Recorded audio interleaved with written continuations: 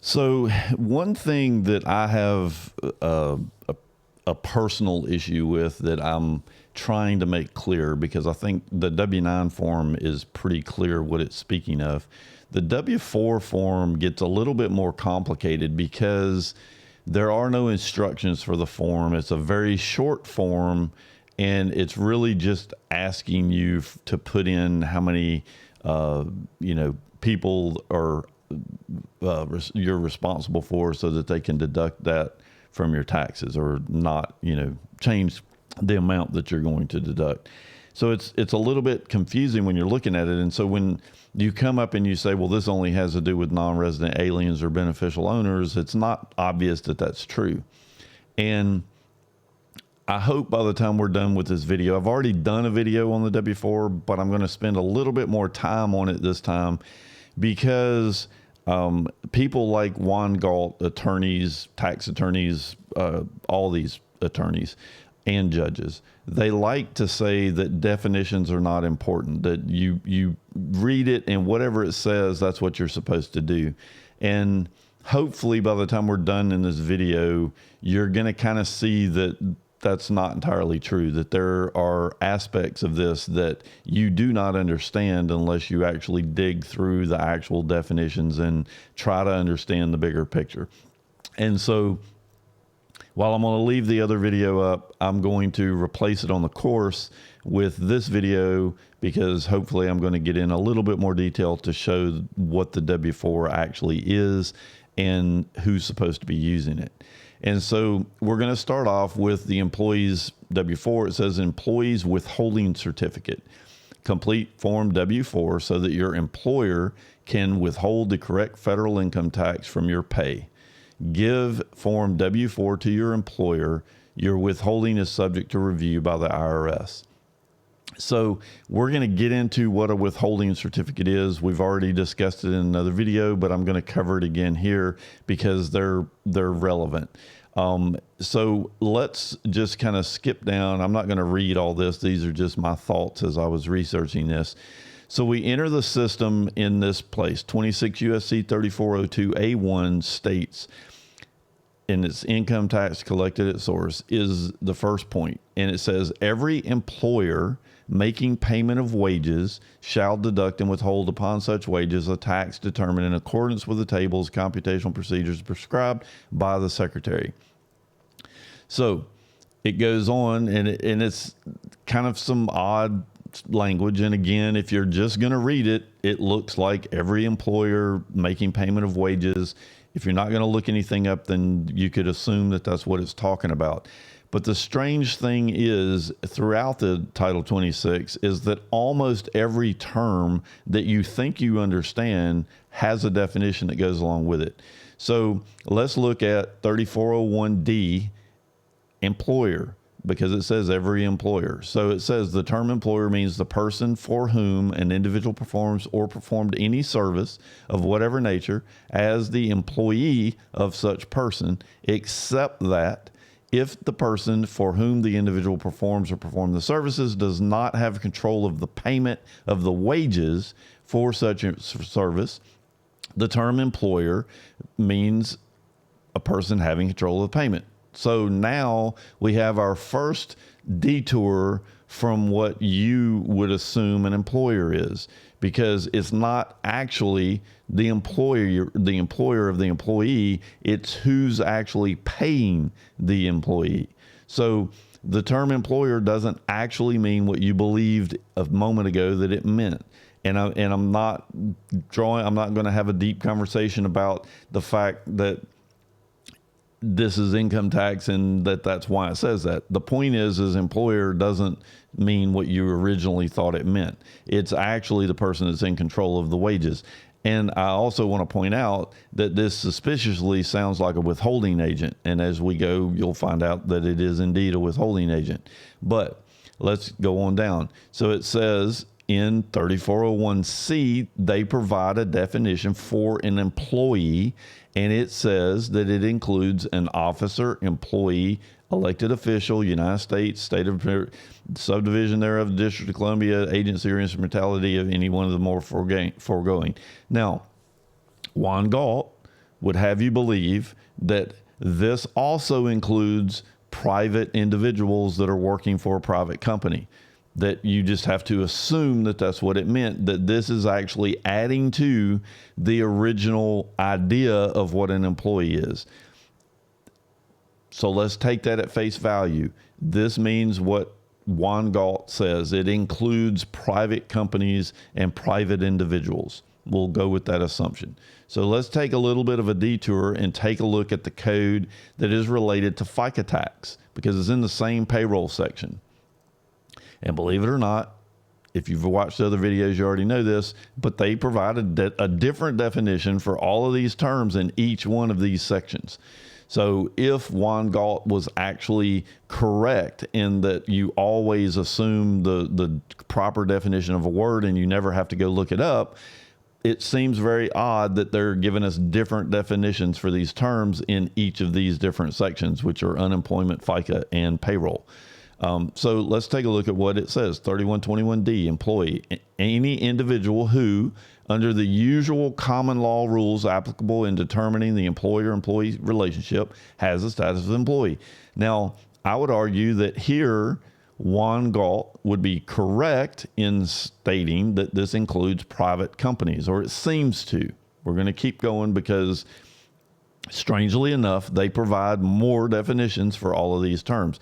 So the things that we have to look at here are employer, employee, and we're looking for employee. All right. So now it says 26 USC 3121A is wages, because if you remember up here, it was talking about wages. So let's look at what it means. It means all remuneration for employment. Now, right now, if we stopped, you would say, okay, well, this is talking about every single employee in the world, because they didn't specify that they had to be in the United States. So obviously we got a little bit more specificity to get to, because these claims are very global in nature, and obviously they don't have jurisdiction in France. So, but they've given us another word, employment. And so it further gives you a definition for employment in 3121B. It says employment. The term employment means any service of whatever nature performed by an employee for the person employing him, irrespective of the citizenship or residence of either.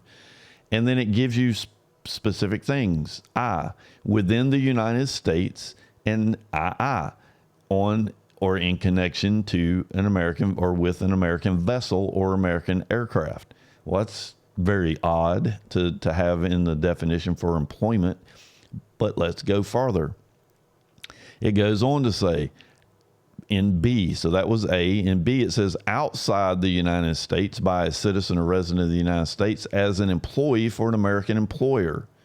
Okay, well, let's see what an American employer is. 3121H. And keep in mind, all these definitions are within the FICA section, or they're actually within the payroll section. An American employer means the United States or an instrumentality thereof. Well, obviously they're not talking about in the United States, which we still haven't really defined what that is, but this is talking about the federal government, because it says the United States or instrumentality thereof. So we can't assume private individuals now, because this isn't saying that an American employer is a private company. It's saying that it's the United States government. And then it has two, an individual who is a resident of the United States. So an employer could be the United States or an instrumentality thereof, or an individual who is a resident of the United States, not a citizen, a resident of the United States. Okay, so this is, again, some oddities that go on, and we're in FICA, and we're getting some very weird vibes going on here, because it isn't really saying what Juan Galt would have you believe, which is every employee of an employer must do something. All right, so now, at this point, it's talking about the United States. Well, what do you know? They give you a definition for the United States. Now, Juan Galt is going to tell you that whenever you see the word state, that it always includes the several states. I disagree with that completely. So does the Supreme Court. They tell you that you're supposed to read these definitions explicitly. So in 3121E, it gives you the definition of a state and the United States. And it says the term state includes the District of Columbia, the Commonwealth of Puerto Rico, the Virgin Islands, Guam, and the American Samoa. So right now, the term state, if Juan Galt is true, and it includes all the 50 states, it seems odd that it says that it only includes these things. The Supreme Court has ruled that when you use the word includes, it also includes other things in the group that are enumerated. Well, this group clearly is only enumerating federal territories. It is not enumerating the several states. So we're going to go on. The United States. So we got the term state, the United States. The term United States, when used in a geographical sense, includes the Commonwealth of Puerto Rico, the Virgin Islands, Guam, and the American Samoa. So here you can see that the term United States doesn't say that it includes the states and these other things. And even if it did, they provided a definition for state. And suspiciously, the term United States does not include the District of Columbia. Only the term state includes the District of Columbia. And so it's just, again, it's odd. We can say whatever we want to say about this and say that it includes 50 states, but it is odd that they even provided these definitions, and the fact that they provided definitions that seem to contradict the claims that are being made within the income tax stuff. All right, so employment, because that's another thing up here that we were talking about. It's talking about employment. And so employment, they give you a specific definition of employment. Why would they do that? Like, it doesn't make any sense why you would give employment its own definition when you've already defined what an employer and an employee is. But they did. They gave us one. And it says in term employment means any service of whatever nature performed, and this is the same kind of language that we've been reading already, A, by an employee for the person employing him, irrespective of the citizenship or residence of either. And then again, with that I, within the United States. Well, they define the United States as being those things, American Samoa, Puerto Rico, or in connection with an American vessel or American aircraft. So strangely, it reads the same thing. Now, continuing down Juan Galt's path, we would assume still that this includes the 50 states. Just, I don't know why. I don't even know why they gave us the definition for the United States. If it's all 50 states, why are you giving us all this other stuff? But we'll pretend that Juan Galt is correct and that the term United States includes the 50 states. It's odd, again, given the definition right here where it says an American employer is actually the United States itself. So obviously the term United States within FICA can't mean the entire country and mean only the federal government at the same time. So my point here is that you're getting into a situation where you're trying to make the claim that the term United States always includes the 50 states. But then they give you a definition that clearly can only mean the federal government. And so the very best thing that you can say is that the term United States, you don't know what it means unless they give you a definition. I mean, that would be the obvious intellectual thing to say. So we're going to continue. The term employment in 3121B, we spoke about above, has an additional section, and it says the term employment means any service of whatever nature performed by an employee for the person employing him, irrespective of the citizenship of both, resident of either, within the United States or in connection with an American vessel. This is what we read a moment ago. So at least with respect to FICA insurance, we can see that the code isn't saying what you believe it is saying. So the very best that we can say right now is that we have no idea what the term United States is referring to when they use it, because they're using it in multiple different ways. And the only definition that they provide to us is including federal territories. So we'll just leave it at that for now, and we'll continue down this path. But I just wanted to point out the fact that you cannot claim that you know what the definition of the United States includes, because they have not told you, and they're using the term in completely different ways. One meaning specifically the federal government, and another obviously meaning other things. We don't know what other things other than what they have told us, which are all federal territories. So to be clear, we know one is a federal territory, it's the federal government, and we know all the rest of the things that they added in, that it includes, are also federal territories. In no way in the FICA insurance section do they refer to the several states in any part of this code. All right, so let's continue. So we're going to get back on course. So 3401A, and this is in the CFR 31.3401A-1 wages. It defines what that term means. And it says the term wages means all remuneration for services performed by an employee for his employer, unless specifically accepted under 3401A or 3402.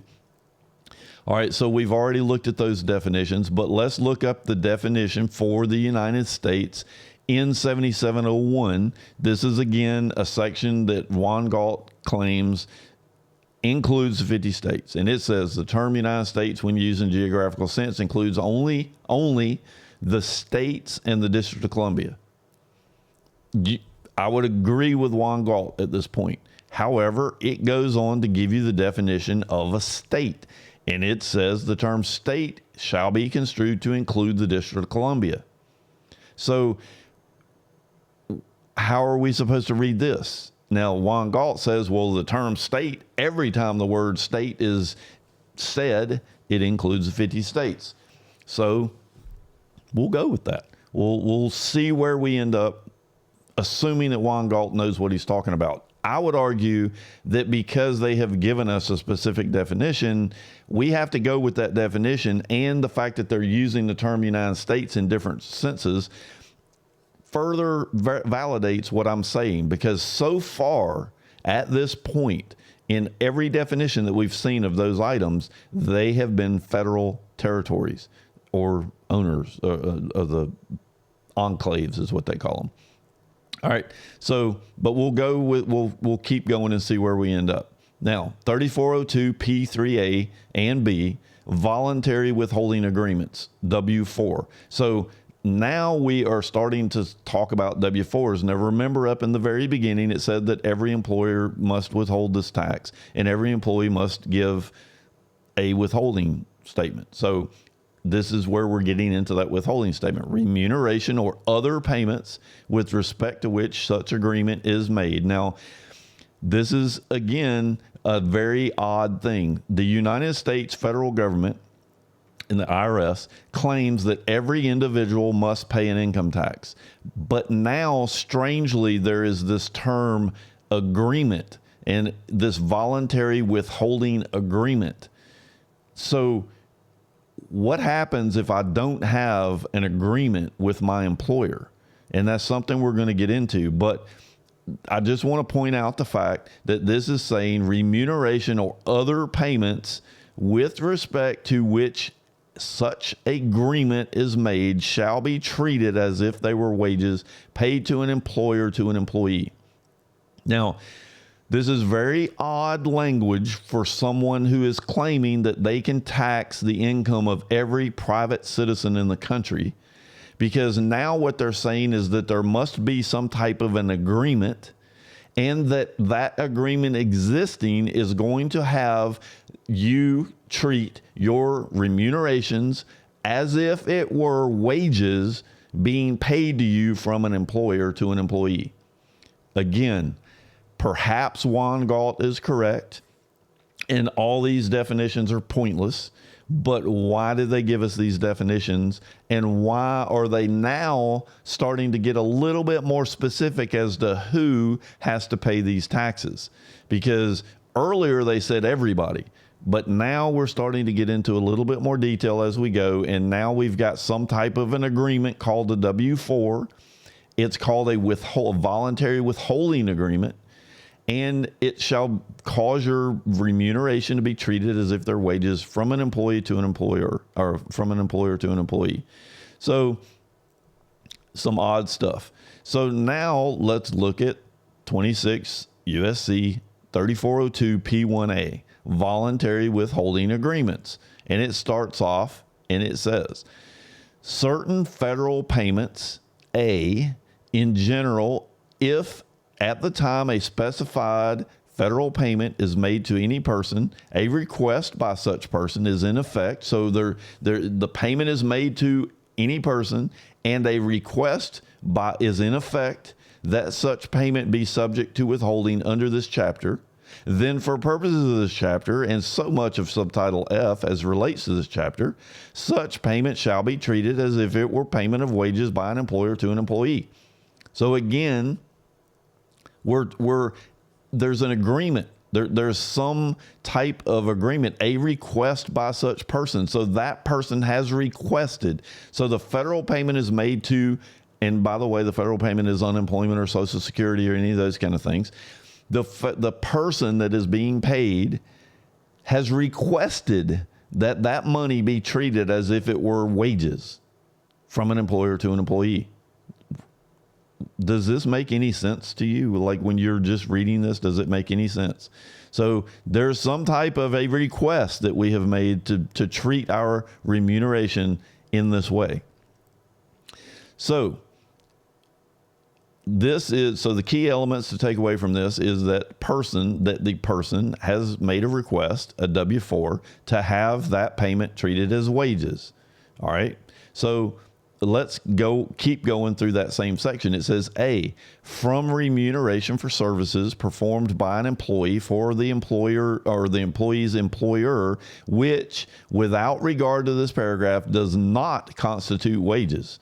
So in other words, this section that we're reading through is looking at things that are not wages, but for some reason, the person that is being paid these wages or being paid this income wants to treat that income as if it were wages. And so B says, from any other type of payment, so this is not wages, from any other type of payment with respect to which the Secretary finds the withholding would be appropriate under the provisions of this chapter if the employer and the employee or the person making the person receiving such type of payment agree to such withholding. So again, the employer and the employee have to agree to something. They have come to an agreement. But when you sign the W-4, you were not told that you were signing an agreement. You were just simply asked to tell them how many exemptions you wanted on before they took out the taxes. You were never told that you were actually, by signing the W-4, agreeing to have your money treated as wages from an employer to an employee. And they defined employer and employee as government workers. So you're actually saying that you would like for your money to be treated as if it's this thing called wages. You were not told that. But now they clearly say that if you and your employer have an agreement to withhold your money, such agreement shall be in such form and manner as the Secretary by regulations prescribe, W-4. For purposes of this chapter and so much of subtitle F. Now, subtitle F is the administration of all of these things that came from subtitle A. So they're pointing us back to subtitle F. And it says, remuneration or other payments with respect to which such agreement is made shall be treated as if they were wages paid to an employer by an employee or to an employee. Again, what the hell is going on right now? Because we were told that every single citizen in this country has to pay income tax, federal income tax. But now, if you go look at the code that is making us responsible for paying that tax, it seems that there has to be some type of an agreement for your remuneration, which is not included by default in these wages. You have to agree to have them treated as wages from this term employee and employer.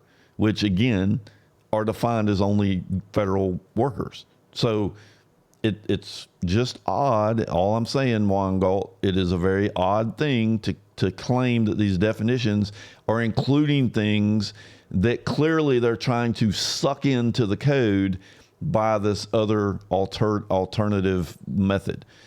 So that's all I'm saying. So maybe they do include the 50 states, but I'm arguing even if they do, there's something fishy going on here because they are clearly claiming something that is not related to wages being included by you signing a W-4. All right, so let's just continue. All right, let me see if I had any thoughts here. This is a lot summarized. Employer. All right, I'll just read this. That, and this is just my words. These are not codes. That is a lot to read, but to summarize, it says that in the event something is being paid that does not represent wages being paid to an employee by an employer, if the employee and employer agree to treat the amount as withholding and the agreement is in the proper form, a W-4, then they will treat it as if it were wages paid to an employee by their employer. That's what it says. So now let's talk about non-resident aliens. So this is where things get really interesting, Juan Galt, and to anyone that is listening. The problem that we have is we assume the W-4 is coming from our employer to whoever they're hiring.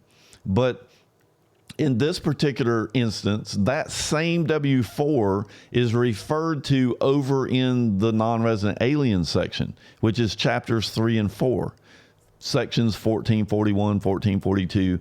You may have seen some of that stuff referenced in some of the other videos. But I wanted to cover this in respect to the W-4 because the non-resident aliens are also supposed to use this. And then we're going to jump into what a withholding, a withholding certificate actually is. All right, so 1441, this is the CFR 1.1441-4C2, alternate withholding election. It says a withholding agent, well, now we're getting into something key because a withholding agent is someone that is in control of a payment going to a non-resident alien. Okay, so remember that. A withholding agent may elect to withhold on the amounts described in paragraph C1 of this section at the rates applicable under section 3402. Well, wait just a second. A minute ago, we were in 3402, and that's supposed to be the payroll taxes for citizens. But now in the non-resident alien section, it's actually referring back to 3402 as if the income were wages. Let's read this again. A withholding agent may elect to withhold on the amounts described in paragraph C1 of this section at the rates applicable under section 3402 as if the income were wages. Such election shall be made by obtaining a form W-4. Strange stuff here because now the non-resident alien chapter 3 and 4 is referring to the payroll section 3402, and it is saying that form W-4 is made to elect to have whatever we're being paid to be treated as if it's that stuff over there. All right. So now it goes on in that same section to say the fact that the withholding agent asks the beneficial owner. So now hold the horses. A minute ago that we're in, and we still are in 1441, which is non-resident alien stuff. But now they've referred to this term beneficial owner, and it says the fact that the withholding agent asked the beneficial owner to furnish a form W-4, and it says some crazy shit here, for such fellowship or scholarship income. No idea where in the world that came from because nothing else in here talks about that. Or to take such income into account in preparing such form W-4. So just by them asking you this, it shall serve as notice to the beneficial owner. Now, what is a beneficial owner? I've got a video on that, but a beneficial owner specifically is someone who is a conduit between a withholding agent and a non-resident alien. You're in the middle of this transaction for some strange reason, but that's what a beneficial owner is. That the income is being treated as wages for the purposes of withholding tax under Section 1441. Now, hold up. We were talking about up here that this is looking at 3402 as if the income was wages, and it's elected on Form W-4. It's a withholding agent. But now we're actually talking about that same thing and some other term, beneficial owner, and it's for the purpose of withholding tax under 1441. So this is getting very, very odd. And again, Juan Galt would have you not look at these definitions because they don't mean anything. I am a fool for arguing that the term state only represents the federal government and its territories, because that's what it says. But as you can see, there is a game afoot, so that even if Juan Galt is correct, there's something else going on here that Juan Galt is not acknowledging. Now, he would not want you to go read all these definitions because clearly they're not there for any purpose whatsoever. You're supposed to just read this stuff at face value, and that's what the law says. The Supreme Court has ruled that. They have not ruled that, but that's what Juan Galt would have you believe that they have ruled. Now, I'm still trying to get Juan Galt to debate me over this stuff. Hopefully one day we can actually have a conversation, but we'll continue. All right, so I'm going to stop here for one purpose, just because I really want to jump over to the beneficial owner section. And actually, we're not even going to do that. What we're going to do is we're going to go up here back to the top, and we're going to go to withholding certificates, because a W-4 is a withholding certificate, and therefore we must know what a withholding certificate is if we're going to understand what the W-4 is actually doing. Now, I have specific videos that I've done on these subjects, but I kind of felt that if I was going to completely go through the Form W-4, I needed to kind of cover all this in one video. So I apologize for this being so long, but I think it's kind of required for us to understand this. So an employee's withholding certificate, this is again the W-4 stuff. So this is a withholding certificate. 1471, I'm in non-resident alien stuff. A withholding certificate, because, by the way, it's the only place that it's defined, a withholding certificate. The term withholding certificate means a form W-8, W-9, or any other certificate that under the code or regulations certifies and establishes that Chapter 4 status of the payee or beneficial owner. Okay? Very strange stuff, but what this is saying, and a W-9 is simple. Go get the instructions yourself and read it. It refers to Chapter 3 and 4 all through the document, the instructions and the document itself. So, but what this is saying is that this W-4, now it's not mentioning W-4 in this particular section, but it does say and other certificates. But it's saying that the W-9 is for this payee or beneficial owner.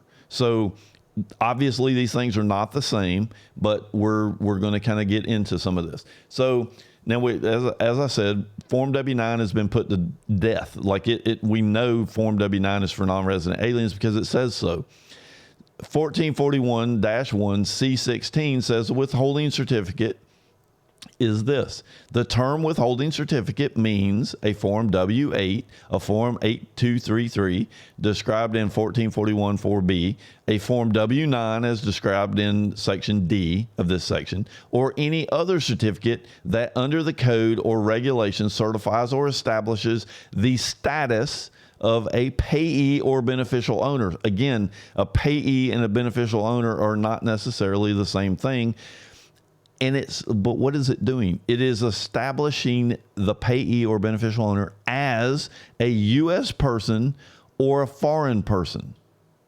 Now, a U.S. person is the one that's responsible for filling out the 1040, for doing all the other stuff that we're supposed to be doing. A foreign person is the non-resident alien that is actually receiving the payment.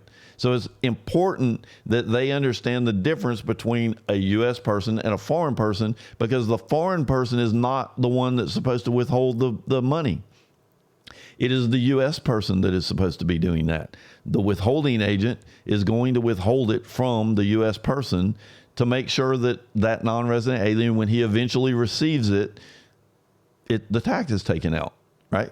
So this kind of is lumping all that together. So now it says, so again, we're establishing the status of yourself by signing these forms. 1441(1)(a), the requirement for the deduction and withholding of a tax on payments to foreign persons. And it says this section, and it lists 1441-2 and 1441-9 and 1443-1, provides rules for withholding under sections 1441, 1442, and 1443 when a payment is made to a foreign person. It prescribes procedures to determine whether an amount must be withheld under chapters 3 of the code and documentation that a withholding agent may rely upon to determine the status of a payee or a beneficial owner as a U.S. person or as a foreign person and other relevant characteristics of the payee. So again, the withholding agent working with foreign people in control of the money. A W-4 is setting up some agreement that we read about in 3402 and are getting a little bit more information about as we proceed through the non-resident alien stuff.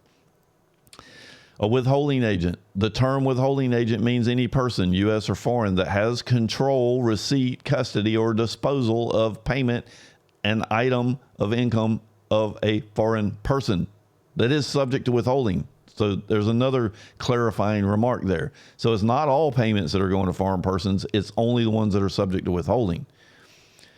So the global definition of a withholding agent backs that up, and it says withholding agent. The term withholding agent means any person required to deduct and withhold any tax under the provisions of section 1441(2)(3) and 1461. Each of those sections are pointing to foreign persons. Subject to withholding. The term subject to withholding with respect to an amount means an amount for which a withholding is required under chapters 4 or an amount for which chapter 4 withholding was otherwise applied. So this is talking about chapter 4, which is banking, foreign banks. All right, so now we go back to 3402. That's the payroll section. And it says the individual must furnish the employer with a signed withholding allowance certificate. 3402 F51 specifies what form that is. Form W-4. Form W-4, employees withholding certificate, previously called employees withholding allowance certificate, because remember, they're asking you how many allowances are you going to have, is the form prescribed for withholding allowance certificate under 3402 F2. So 34 F2 says you've got to give them a W-4, and the W-4 is what they're talking about. 3406, backup withholding. Now, backup withholding is an interesting thing because it actually has a definition, and that is someone that has not been following the rules, and the withholding agent is supposed to be doing backup withholding to withhold for something that they didn't take out earlier. It's and all it really says is that in the case of any reportable payment. So again, there's specific payments that have to be reportable. So obviously not every single bit of income that we make is reportable. Otherwise it wouldn't be saying this. It would just say all income. If the payee fails to furnish his TIN to the payor in the manner required.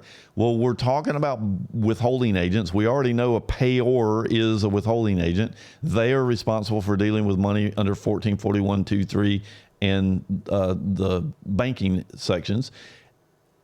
So we're again talking about backup withholding having something to do with foreigners. So in reference to these three sections, number one, we're in the payroll section, and it is referring to backup withholding, which is something only defined related to non-resident aliens. Number two, we're in employment taxes section, and it is referring to a payor, which is a withholding agent, which is someone responsible for paying a non-resident alien. Number three, it refers to reportable payments, meaning that there could be unreportable payments involved. So we get a hint as to what an unreportable payment is in 26 USC 1441A when it declares, to the extent that any of such items constitute gross income from sources within the United States of any non-resident alien individual or any foreign partnership. All right. So, but wait, we've started getting into the weeds a bit because we're circling back to the earlier statement of 3402F2, and it reads, I'm going to just read it again, or actually I get into 3401D, which says the term employer means any person for whom an individual performs or performed any service of whatever nature as the employee of such person. Now, they give you the definition for an employee in 3401, and it again reads, and we've read this earlier, the term employer means every individual performing services if the relationship between him and the person for whom he performs such services is the legal. Now, this is the legal relationship. This is not your common understanding of what the relationship is. It is the legal representation of an employer and employee, which we've already gone into. And it continues, the term includes officers and employees. Every single thing that we talked about earlier is all included here. And so that legal relationship is kind of important. So now we know this. We know, one, payroll is linked to non-resident alien codes. The W-4 is a withholding certificate. A withholding certificate is an agreement to treat income as wages for application in the payroll section of 3402. And an employee in 3401 is defined as federal workers. In 1441-1C19, it defines payor. This is, I mentioned earlier that it was defining it as generally includes a withholding agent. So again, foreign sourced income. So the regulation does not extend this definition to, all right. So the point here is a withholding certificate is very important to understand what it is doing. And the Form W-4 is a withholding certificate. We went through the requirements of you to have that withholding certificate and what it means, because you're actually getting an agreement between you and your employer that you want your wages or your remuneration to be treated as if it were wages under Section 3402 and 1441, because they're both linked. We know a withholding and a payor and an employer with these definitions that they've provided us are all the same thing. They are persons that are in control of money going to a non-resident alien. And by you stepping in the middle and giving them a withholding certificate, you're saying that you want your remunerations to be treated as if it's that same thing. And they refer to you as a beneficial owner in that capacity because you're a conduit between the two. So you can go look up the individual definition, the individual videos on withholding agent, and because I get into a little bit more specifics in some of those areas over there. But hopefully you can see that the argument that Weingalt is attempting to put forward doesn't hold muster when you actually start looking and digging deeper into these definitions, of which you cannot ignore. You cannot just say that whatever you think that means is what the code means, because they gave you specific specific definitions to define exactly what it is that you are doing. So I'll leave this open for Weingalt to comment on because I'm sending him a copy of the video, but this is just one example of why we're not supposed to be paying income taxes, and unless you have gone and filled out these forms and said you wanted to be treated in this particular way.